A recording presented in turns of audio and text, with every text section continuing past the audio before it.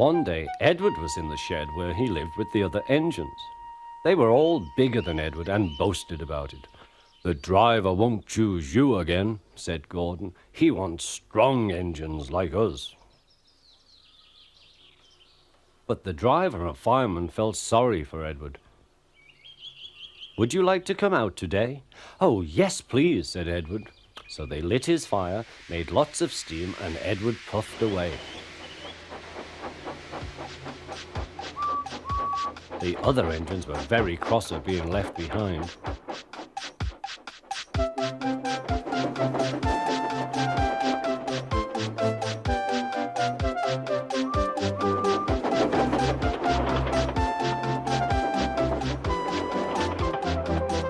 Edward worked hard all day. The coaches thought he was very kind, and the driver was very pleased.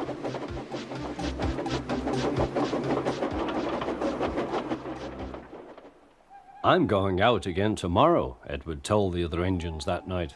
"What do you think of that?" But he didn't hear what they thought, for he was so tired and happy that he fell asleep at once. Next morning, Edward woke up to find nothing had changed. Gordon was still boasting. "You watch me, little Edward, as I rush through with the express. That will be a splendid sight for you. Goodbye, little Edward. Look out for me this afternoon."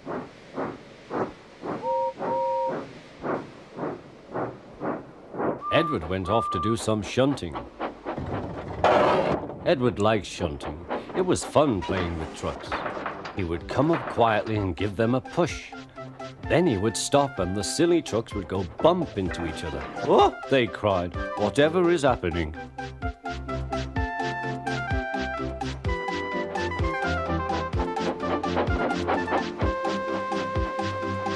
Edward played till there were no more trucks. Then he stopped to rest. Presently he heard a whistle. Gordon was very cross. Instead of nice shining coaches, he was pulling a lot of very dirty trucks. "A goods train, a goods train, a goods train," he grumbled. "The shame of it, the shame of it, oh, the shame of it." Edward laughed and went to find some more trucks. Then there was trouble. "Gordon can't get up the hill," the porter called to Edward's driver. "Will you take Edward and push him, please?"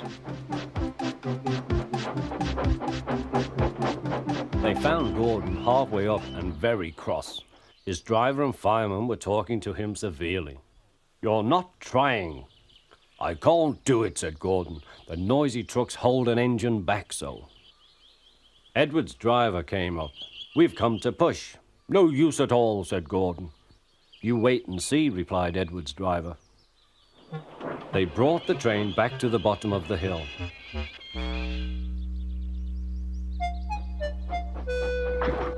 "I'm ready," said Edward. "No good," grumbled Gordon. They pulled and pushed as hard as they could.